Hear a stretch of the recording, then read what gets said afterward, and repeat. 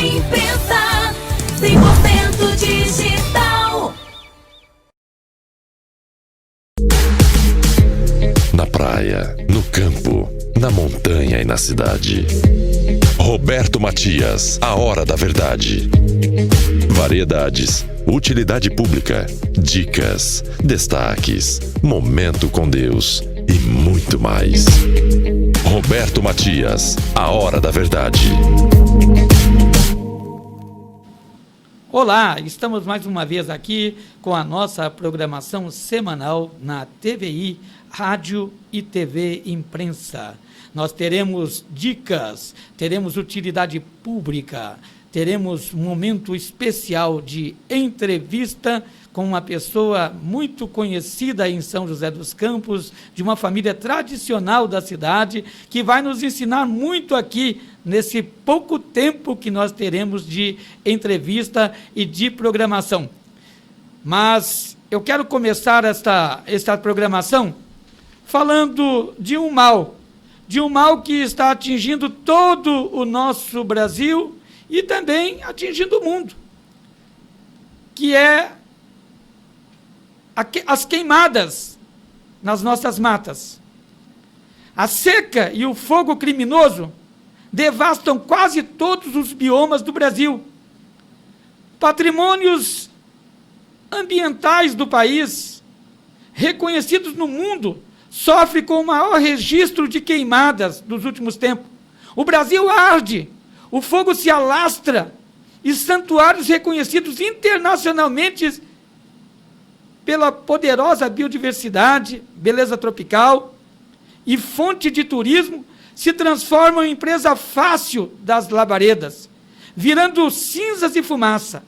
Faltas de chuvas, baixa umidade do ar e mãos criminosas, que é o pior, acendendo a chama da destruição, põem em risco os ecossistemas, como a floresta amazônica na região norte do país e o Pantanal, que se espalha pelos estados de Mato Grosso e Mato Grosso do Sul e no centro-oeste. A morte de animais é outra drástica consequência.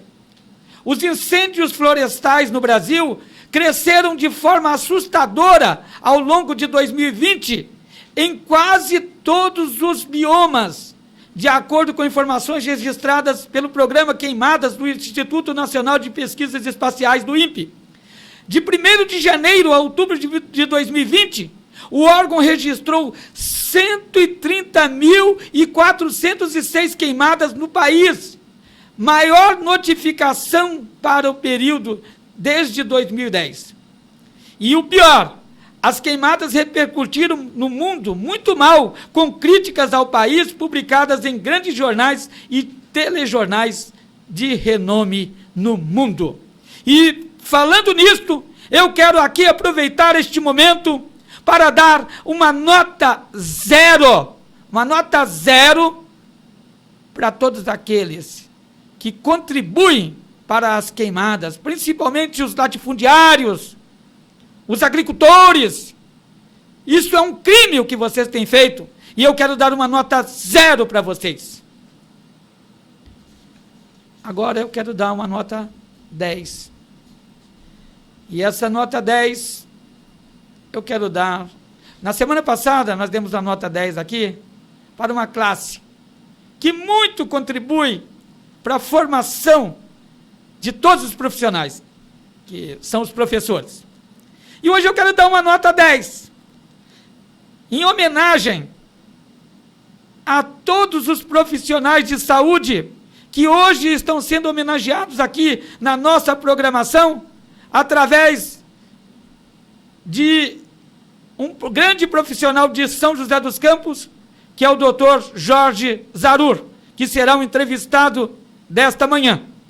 Então, eu quero dar uma nota 10 para todos esses abnegados, esses profissionais, os médicos, os enfermeiros, enfim, a todos os profissionais de saúde do nosso país, que enfrentaram de frente essa pandemia, continuam enfrentando, continuam passando, sofrendo riscos, porque hoje nós falamos por conta da pandemia, mas se nós formos analisar, eles sofrem a cada dia, desde o momento que se formaram, desde o momento que se colocaram nessa condição de salvar vidas, eles sofrem.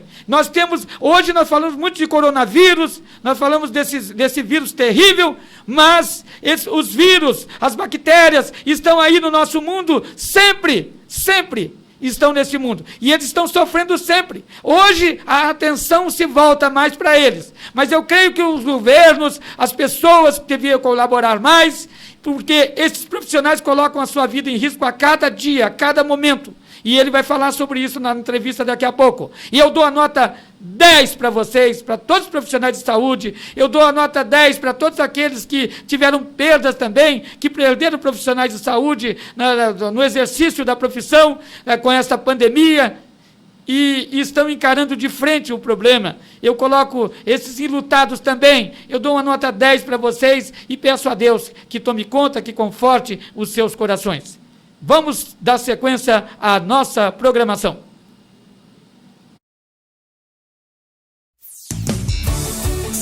Rádio e TV Imprensa, 100% digital.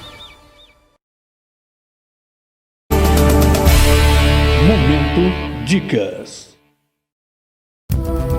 Livro Caminhando na Maravilhosa Luz. Um livro com a autoria de Roberto Matias. Prefácio, Pastor Valdenberg Viana. A apresentação do saudoso pastor João Arantes Costa. Com uma leitura acessível e de fácil compreensão, destaca assuntos como plano de salvação, batismo, cartas às igrejas do Apocalipse, dons espirituais, bibliologia, visão missionária da igreja, bem como sua atuação na sociedade e muito mais. À venda nas principais livrarias da região ou através do WhatsApp 12 99156 1185. Livro Caminhando na Maravilhosa Luz.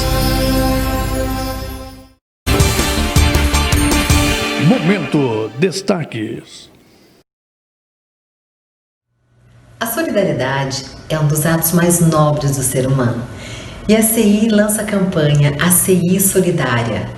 Este projeto visa auxiliar o maior número de pessoas possível que estão passando neste momento por uma situação de vulnerabilidade em função do Covid-19. E você pode ajudar. Você, pessoa física, você, pessoa jurídica, pode contribuir com esse projeto. Faça o seu depósito nessa conta que está aqui. Esta conta é específica para o projeto ACI Solidária. Nós estaremos dando visibilidade nos nossos portais, no nosso site, de todas as empresas, pessoas físicas que estão contribuindo com o projeto e o destino, quem está recebendo esse auxílio. Por isso, a sua importância é muito grande nesse projeto. Nós contamos com você, todos juntos, unidos, cada um fazendo a sua parte, para que a gente possa transformar este mundo num lugar melhor para viver. É a CI e você, preservando vidas, empregos e empresas. Vem conosco para a CI Solidária e vem ajudar o maior número de pessoas possível. Deus te abençoe. Grande abraço.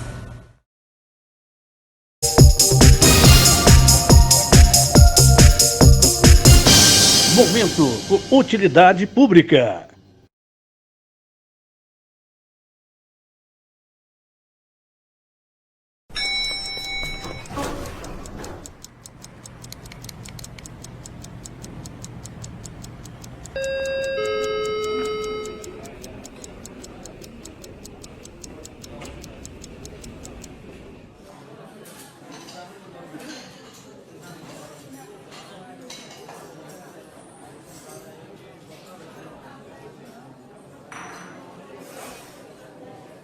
Chato esperar, não é? São mais de 100 instituições esperando pela sua doação. Acesse doaçãojosé.com.br e ajude as instituições da nossa cidade. A mudança começa por você. Todo dia é dia de doar. Uma iniciativa do Fundo Social de Solidariedade. www.valegospelnoticias.com.br. Revista eletrônica Vale Gospel Notícias. Roteiros de igrejas, variedades, eventos, testemunhos, política, reflexão, lançamentos de livros, músicas, atualidades e muito mais. A primeira revista evangélica online da região. Para enviar matérias, eventos e anúncios, mande para o WhatsApp 12 991 56 11 85. www.valegospelnoticias.com.br. Mais uma realização do Roberto Matias.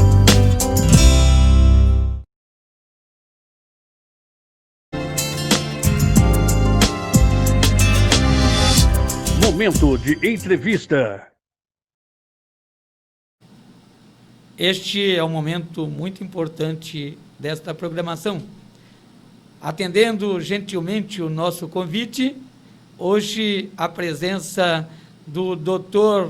Jorge Zarur, que é cardiologista e também chegou a ser secretário de saúde do segundo mandato do prefeito Eduardo Cury em São José dos Campos. Seja bem-vindo, meu amigo. Bom dia, Roberto Matias. Bom dia a todos que nos ouvem.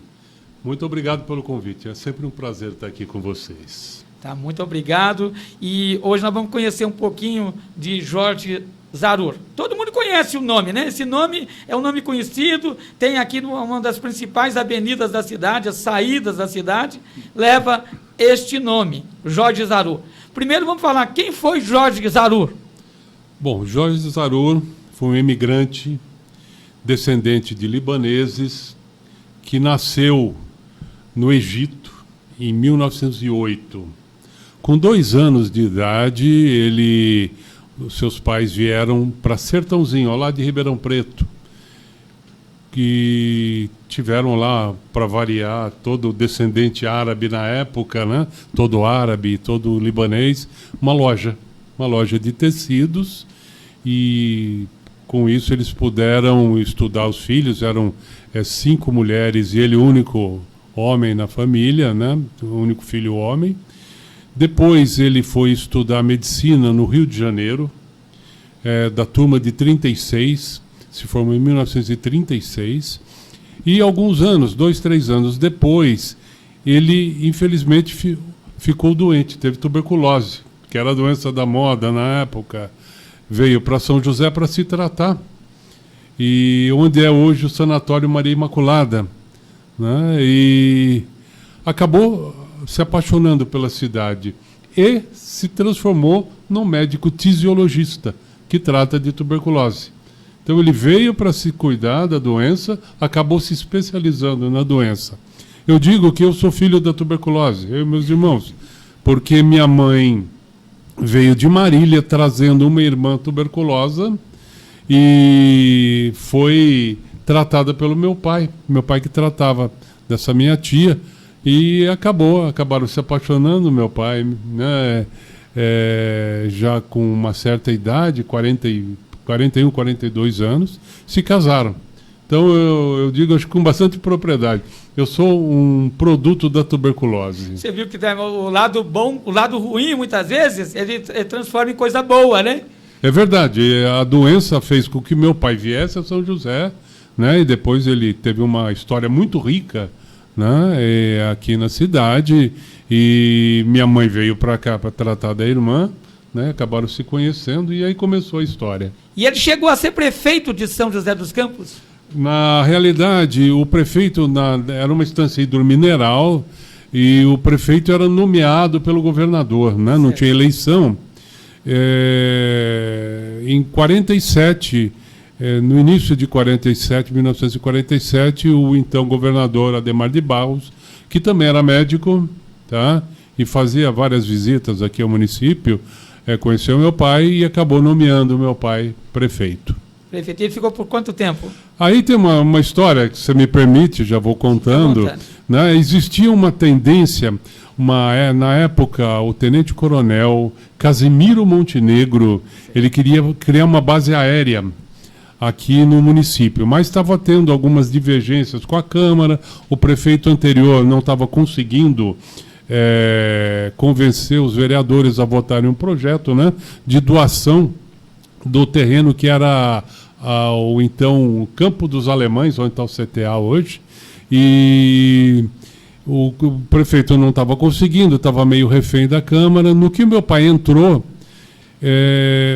o Montenegro, que foi a grande cabeça desse país, para mim, na época, né, chegou, prefeito, eu quero fazer isso, quero fazer uma base aérea para futuramente criar uma escola de engenharia aeronáutica. Olha a visão do sujeito, né, em 46, 47. Eu não estou conseguindo, tá? O prefeito anterior não conseguia.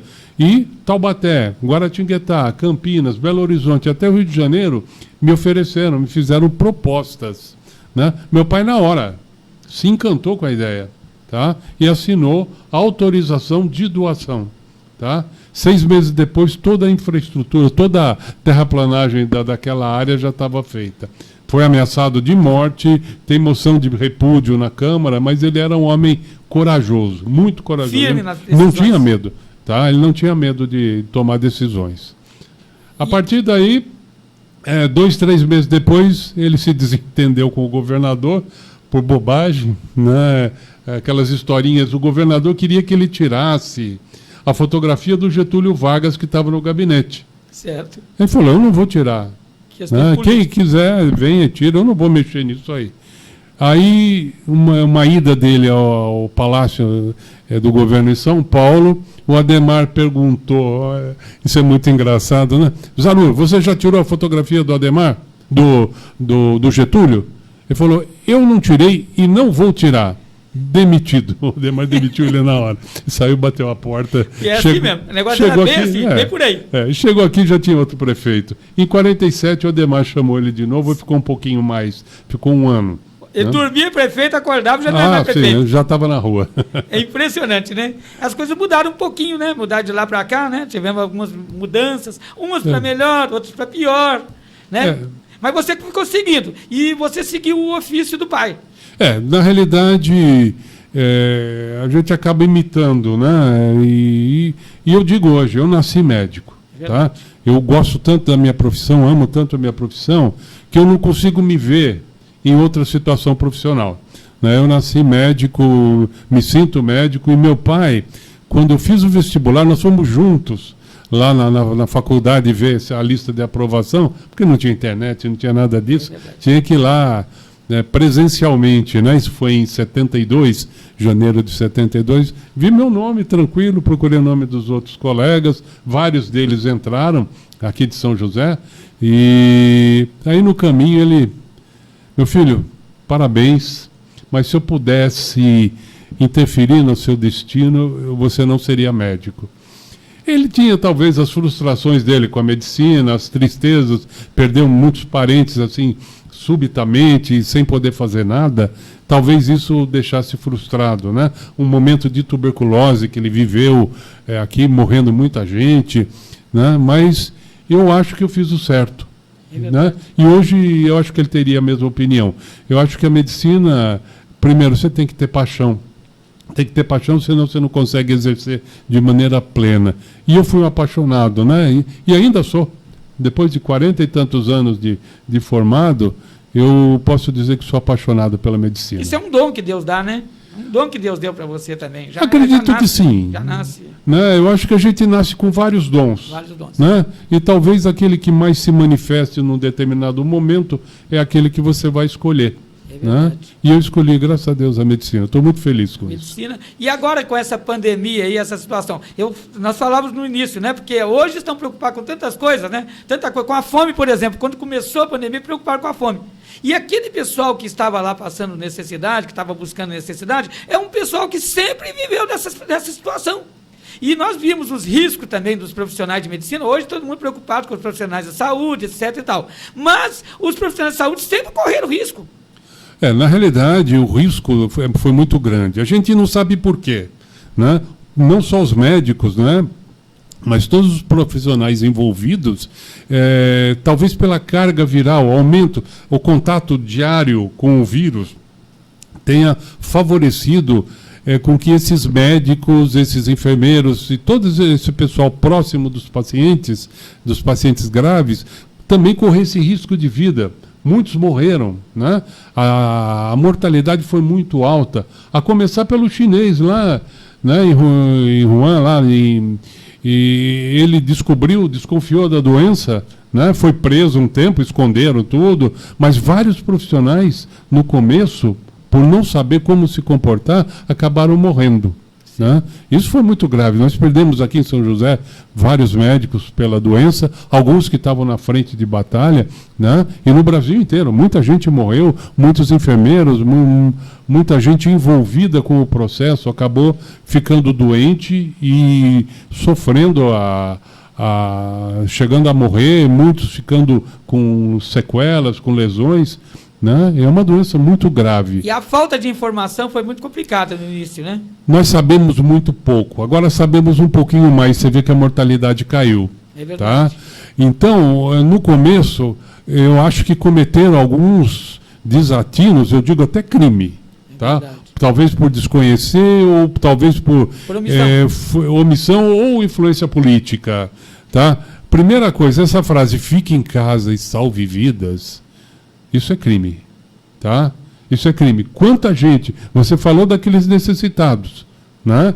Que eram necessitados antes, são agora, e se não tomar providência, eu vou continuar depois, tá? Agora, daqueles que ajudam os necessitados, aqueles que têm um pouco mais de posses, quebraram, tá? Então, donos de bares, de loja, de papelaria, de livraria, de escolas, né? Muita gente quebrando por conta dessa maldita frase, tá? Eu acho o seguinte, se todo mundo tivesse usado máscara, levado o álcool gel na mão e evitasse grandes aglomerações ou aglomerações desnecessárias, eu acho que o destino da doença, tá, no mundo inteiro seria outro. Seria melhor. E outra coisa criminosa também, tá? Foi falar, olha, você fica em casa, se tiver com febre, com tosse, né, e tiver com sintomas leves, pouca falta de ar, não vá ao hospital. Deveria ser dito isso, vá logo ao hospital. Tem que ir no começo. Não, o problema é que eles tinham medo de superlotar os hospitais, e aí um mês depois estavam desmontando toda aquela estrutura que mostrou que o Brasil... Sem planejamento? O Brasil é competente para montar estruturas de urgência, você viu quantas? E um mês e pouco depois, começaram a desmontar. Porque... E as denúncias de corrupção depois também. E a corrupção, infelizmente, compra de material, até compra de máscara, né? Foi superfaturado, os respiradores superfaturados. Eu acho que tinha que ter cadeia, prisão perpétua para esses indivíduos. E julgamento sumário. Provou, cadeia o resto da vida. É verdade. Agora, a politização da pandemia, isso aí foi terrível. O que o senhor achou disso? Então, é aquilo que eu te falei. Fique em casa e salve vidas. Isso é bonito, tá? Mas não salvou vidas, tá? Há quem diga até que piorou, porque às vezes um jovem que está trabalhando chega em casa contaminado, tem pai, mãe, idoso, avós, tios, né? Acabava contaminando todo aquele ambiente de risco, né? De pessoas idosas, né? E muitos morriam. Então, na realidade, tá, foi usado, o uso político aí foi disseminado no país, né? De um lado, um falando que a coisa não era bem assim, que talvez até com alguma razão, né? O que mascarou muito, o que chamou muita atenção? Pouquíssimas pessoas, no total de 210 milhões de habitantes, pouquíssimas pessoas morreram. 150 mil dentro desse número, né? Então, eu estou chutando 150, perto disso, tá? Poucas morreram.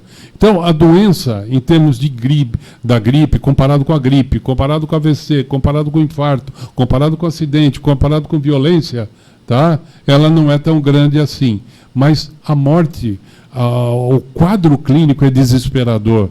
É isso que assustou muita gente. Tá? É desesperador. Você vê a pessoa afundando dia a dia. Estrutura, né? Não tem estrutura para ter. Não, e outra, mesmo com a estrutura hospitalar adequada, eu acho que nós não ficamos devendo para ninguém nesse mundo. Tá? A Europa, China, os americanos não tinham UTI como a gente tem. É verdade. Os Estados Unidos, a maior potência do mundo. Tá? Só que a doença, quando complicava, era muito dramática. Era 15, 20, 30 dias de intubação para morrer depois. Né? Então, ela maltratava demais, ou maltrata ainda. Né?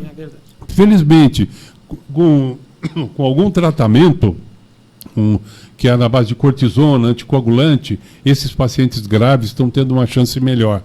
Tá? A mortalidade em relação a 3 meses atrás caiu pela metade, às vezes até menos. Tá? Então, eu acho que a gente está aprendendo, tem muito que aprender com relação a essa doença. Deve aparecer muita surpresa boa, que pode ser as vacinas, ou ruins, que é mutação do vírus, alguma outra coisa. Tá? Mas eu acho que a gente tem que estar preparado agora o resto da vida, tá? Para coisas desse tipo. É verdade, porque a tendência é essa mesmo. Agora, o senhor, como secretário de saúde, já foi secretário de saúde do governo do Eduardo Cury, né, no segundo mandato, como é que o senhor achou o ritmo da nossa saúde, do nosso secretário, do nosso prefeito, com relação à pandemia? Eu vou falar para o senhor a verdade, eu fiquei surpreso com certas atitudes. Olha, eu não fiquei surpreso porque eu sabia que ia ser conduzido de maneira competente. Tá? Eu já esperava isso. São José está no topo, né? Nossa saúde pública tá acima da média, muito acima da média de todo o país, inclusive de São Paulo, do estado de São Paulo, né? É uma referência. É uma referência, é uma referência. O trabalho já feito lá atrás, né? Iniciado pelo Emanuel, né? E na sequência Cury, né? E agora com o Felício. Tá? Trabalharam muito bem, tá? E montaram uma infraestrutura que ela pode, vamos dizer, salvo algumas exceções, ela andar quase que sozinha. Tá? Nós tivemos, quando eu era secretário, assim, muita omissão do Estado, né? Que era do mesmo partido, e muita omissão do governo federal, né? Tivemos muita dificuldade. Tá? Embora a gestão tenha sido, eu qualifico de boa, como a dos que me antecederam e dos que me sucederam. Tá? Mas agora com o Danilo, doutor Danilo, coordenando a saúde e o apoio real do prefeito, tá? É um prefeito que diz, você precisa disso, você precisa de recurso para tal coisa, eu te dou. É um gestor, né? É um gestor, né?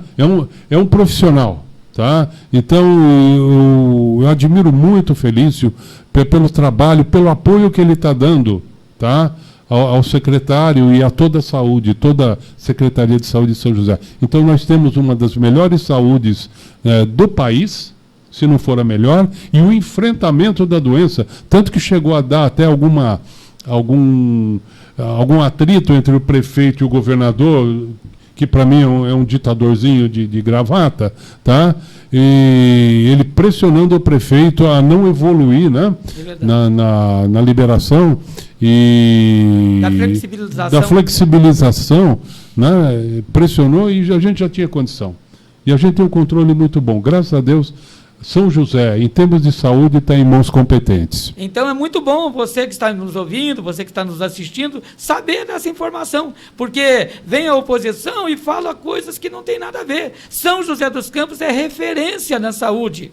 Há um certo tempo atrás, não muito distante, a referência de maternidade em São José dos Campos era a Santa Casa de Misericórdia.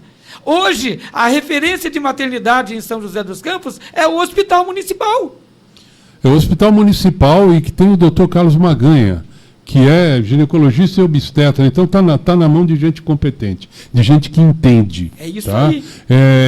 Na época que eu era secretário, a assessora do secretário estadual me ofereceu uma maternidade. Eu falei, só que eu quero que seja aqui dentro do Hospital Municipal.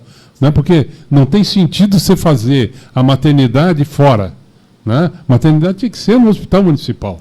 Né? Você pode ter maternidade secundária, São José vai crescer, a população, né? O hospital não vai dar conta, mas naquela época, e aí acabou dando problema com o secretário estadual, acabou não saindo, mas era para sair uma maternidade com prédio separado dentro do Hospital Municipal. Estava negociando isso, infelizmente não foi. Agora a gente tem essa assistência lá no Municipal, capitaneada lá pelo Dr. Maganha, e eu acho que está muito bem atendido São José nesse aspecto. Em breve teremos o pronto-socorro municipal também separado já, né? Separado. Aí vai dar para investir melhor. Né? A demanda é muito grande, né? Então eu acho que... E não vai bastar, hein? Não. Vamos ter que pensar na Zona Sul, né? Vamos ter que pensar alguma coisa lá pela Zona Norte. A conta não fecha. Não fecha, mas infelizmente, a gente tem que correr atrás. Tá? A mesma saúde de São José, com toda a competência que tem, precisa estar um pouquinho, sempre correndo atrás de alguma coisa, porque a demanda é absurda, é impressionante. E outra... E quanto melhor, mais gente vem de fora. Esse é o paradoxo da competência, como falava o Emanuel. Tá? Você melhora, fica mais difícil. Por quê? O pessoal vem de fora. Né? Na época que eu estava lá, eu não posso falar agora, não sei como é que está esse controle, mas tinha uma penca de gente de fora, de outra cidade já com cadastro no município. Né? E que não era do Alto Vale, era gente que vinha do sul de Minas, tinha gente de Pernambuco, enfim.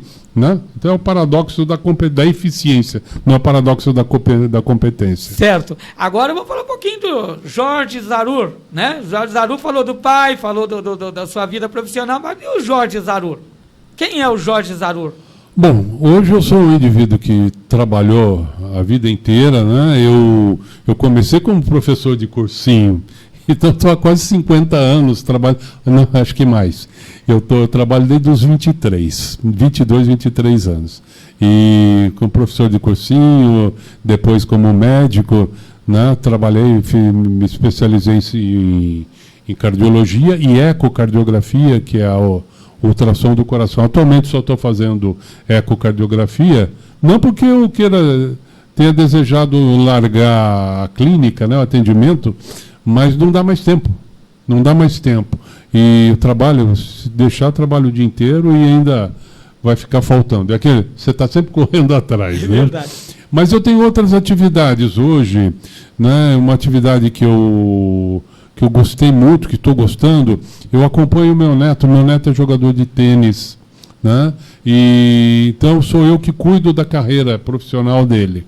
E tem 11 anos, mas já tem em torno de 27 ou 28 títulos. Então você pode ser empresário dele, daqui a pouco ele é empresário. Eu estou precisando de empresário, por enquanto eu sou né, o cara que está cuidando, o manager. Né?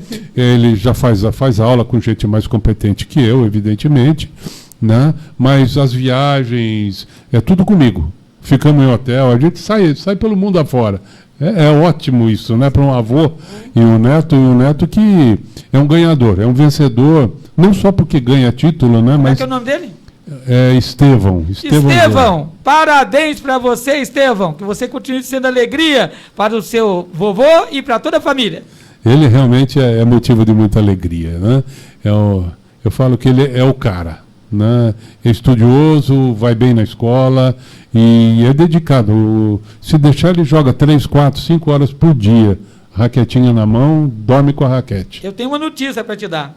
Nosso prazo está se esgotando. Mas eu quero a sua presença aqui outra vez, hein? Vamos marcar outras vezes para você estar aqui conosco.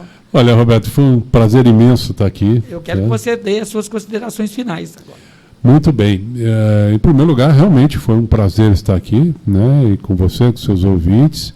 E eu gostaria de uma pequena mensagem. Como eu falei aqui durante a nossa entrevista, se tivessem usado a máscara desde o começo, o destino da doença poderia ser outro. Então, máscara, tá? Saiu de casa, máscara. Chegou em qualquer lugar, álcool gel. Evitar grandes aglomerações. Tá, vamos continuar fazendo isso. Tá? Vamos evitar aglomeração sem máscara. Vocês viram que nos países da Europa estamos tendo a segunda onda. Tá? Mas os noticiários anteriores mostravam todo mundo sem máscara, todo mundo se descuidando. Não vamos ter segunda onda, gente. Vamos vencer essa doença. Vamos, isso mesmo. Um grande abraço a todos vocês. E nós estamos sem máscara aqui neste momento da apresentação. Daqui a pouquinho nós já vamos colocar a nossa máscara também. Já está aqui a nossa máscara está aqui também, tá? Nós vamos colocar daqui a pouquinho a nossa máscara. E muito obrigado mesmo, foi motivo de alegria recebê-lo aqui e vamos esperar mais outras vezes. Aceito outros convites, sim, tá? Grande abraço. Daqui a pouquinho nós vamos para o Momento com Deus. Um momento com Deus, e eu peço para que o Dr. Jorge Zarur fique conosco aqui para completar a bênção, tá bom? Rádio Imprensa 100% digital. Azul online. Nós estamos aqui situados na rua Raul Roldão 54, Vila Betânia, aqui em São José dos Campos, e atendemos todos os aposentados, pensionistas, funcionários públicos, municipais, estaduais, federais, inclusive Exército, Marinha, Aeronáutica, PM, professores do Estado, funcionários da Prefeitura de São José e Urbã. Nós temos os melhores produtos na área de consignado, empréstimo pessoal e refinanciamento de imóveis. Quem precisar de alguma orientação, telefone 012 99 719 1615. Procurar Sérgio Luiz. Clínica Odontológica Odontovap. Temos profissionais altamente capacitados e prontos para atender você. Oferecemos vários tipos de tratamentos, como colocação de aparelhos, implantes, restauração, clareamento, prótese, entre outros. Agende sua consulta. Odontovap, Centro de Odontologia do Vale do Paraíba. Rua Coronel Donato Mascarenhas, número 911, no Monte Castelo, em São José dos Campos, São Paulo. Fone 12-3942-1040. Momento com Deus.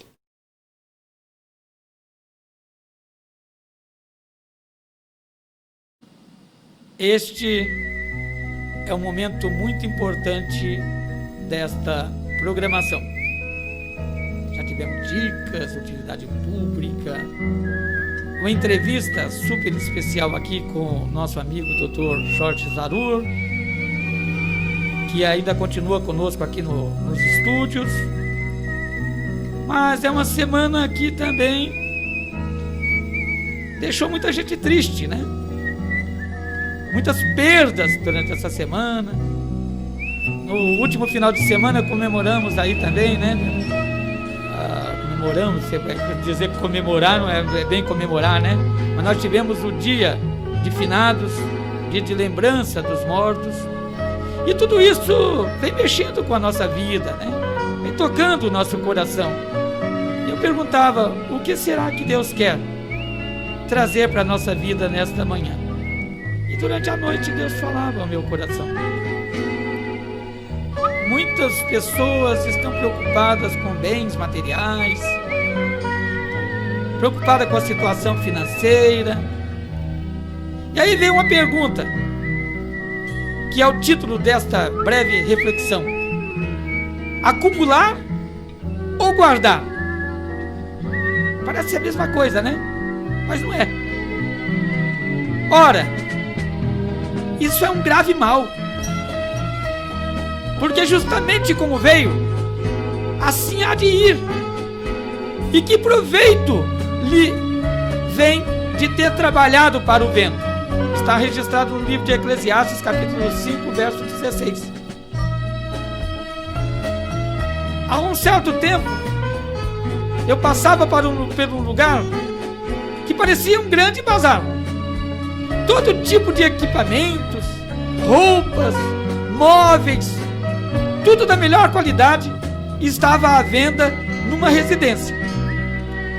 Sem entender muito bem, fiquei imaginando se os donos da casa estavam se mudando, se precisavam desesperadamente de dinheiro ou haviam falecido. Isso me fez lembrar das palavras em Eclesiastes: nascemos de mãos vazias, nus, e deixaremos este mundo da mesma forma. As coisas que compramos, organizamos e guardamos são nossas apenas por um tempo e estão em decadência. Traças corroem nossas roupas, até mesmo ouro e prata podem perder o seu valor. Às vezes, as riquezas se perderam por qualquer má aventura, privando até os nossos filhos de desfrutar dos nossos bens depois que partimos. Acumular bens hoje é tolice, pois não levamos nada conosco quando morremos. O que importa é ter uma atitude correta em relação aos nossos bens e como utilizamos aquilo que Deus nos deu. Assim, acumularemos nosso tesouro no devido lugar Sabe onde? No céu. Abrir mão dos nossos bens terrenos nos capacita a nos apegarmos ao tesouro celestial. Uma dica: use as coisas, ame a Deus e as pessoas, e não o contrário. Em um mundo obcecado pela riqueza e o acúmulo de bens materiais, a Bíblia nos ensina a viver de maneira diferente. Quando Deus nos dá bens materiais, isso é uma bênção, mas não devemos colocar nossa confiança neles. Com ou sem muitos bens, Deus é quem nos dá tudo o que precisamos para viver. Então, como lidar com os bens materiais de acordo com a Bíblia?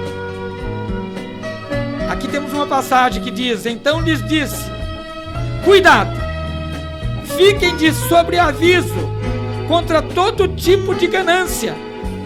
A vida de um homem não consiste na quantidade dos seus bens. O apóstolo Paulo vai mais além e nos deu um grande exemplo, dizendo: eu sei o que é passar necessidade e sei o que é ter fartura. Aprendi o segredo de viver contente em toda e qualquer situação, seja bem alimentado, seja com fome, tendo muito ou passando necessidade. E ele, com toda a propriedade, com toda a autoridade, reafirma: tudo posso naquele que me fortalece. Eu quero aproveitar este momento importante para deixar dicas preciosas para administrar com sabedoria o dinheiro e os bens.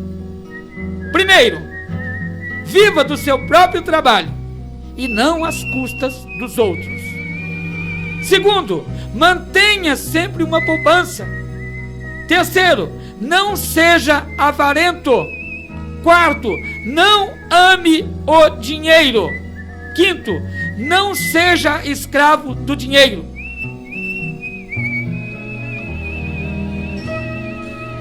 Construa uma herança para os seus filhos, mas reconheça que Deus é o dono de tudo.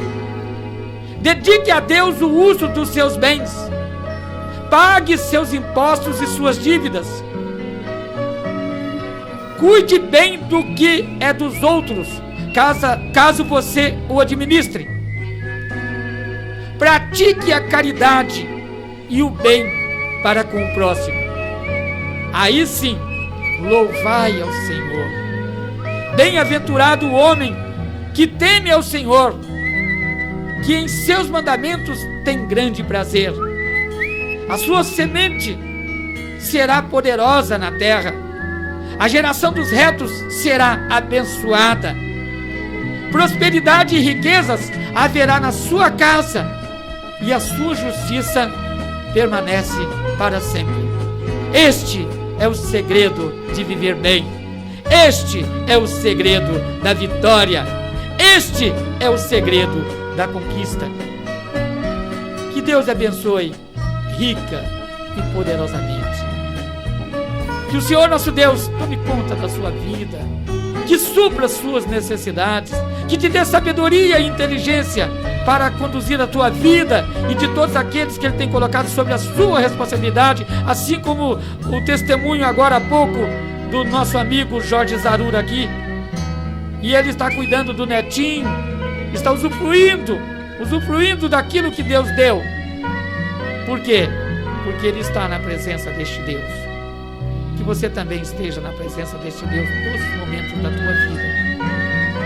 Eu quero orar por você. Quero orar pela vida do Jorge Zarur, de toda a sua família, pelas suas viagens com o seu netinho. Quero orar por você que está nos ouvindo, nos assistindo agora, que está vivendo problema de enfermidade, problema de desemprego, problema com seus negócios. Quero orar por todas as autoridades constituídas por Deus, desde o presidente da República, seus ministros, Senado, Câmara dos Deputados, assembleias legislativas, prefeituras e câmaras municipais. Quero orar por vocês. Senhor, eu coloco também, juntamente com todos estes, a vida do Ferreira, a vida da Kevin, a vida do Peninha, a vida de todos que compõem esta família que é a TVI, Rádio e TV Imprensa. Coloque-se meu irmão que está no leito do hospital, que está em casa, também no leito em casa, como a minha irmã Elisete. Complete a obra, Senhor, de cura sobre a vida deles. Eu coloco todos esses nossos representantes, todos os candidatos a vereadores, os candidatos a prefeitos dessas cidades, nessas eleições que se aproximam agora, que eles tenham responsabilidade na tua presença, que haja paz. Oh Deus,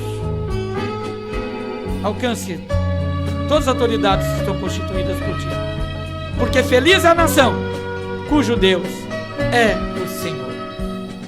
Receba a nossa gratidão, hoje e por todo sempre, em nome de Jesus. Amém. Antes de irmos embora hoje, nós vamos ter aqui uma surpresa que foi preparada para todos os ouvintes, para todos os telespectadores e para nós também. Ele vai mostrar um outro lado dele. Ele vai mostrar, o Dr. Jorge Zarur vai mostrar agora o seu lado artístico, como cantor, e vai cantar, dar uma palhinha aqui de uma capela para nós. Vamos lá, doutor. Vamos em frente. Um pedacinho de uma música chamada Não Te Escordar de Me. Não se esqueça de mim. Não te escordar de me, la vita mia legate a te. Io t'amo sempre più, nel sogno mio rimani tu.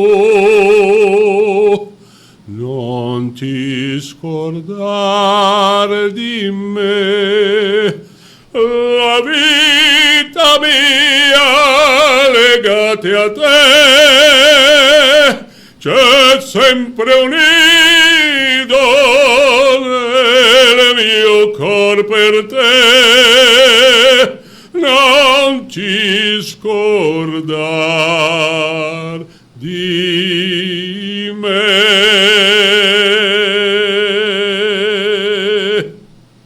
Un bacio a tutti. Parabéns! É isso aí, viver bem com a vida. Nós estamos indo embora, mas retornaremos no próximo sábado, se assim o Senhor Deus nos permitir. Receba o nosso carinho, o nosso abraço carinhoso e até o próximo final de semana, em nome de Jesus. Tchau! Rádio e TV Imprensa, 100% digital. Roberto Matias, a hora da verdade.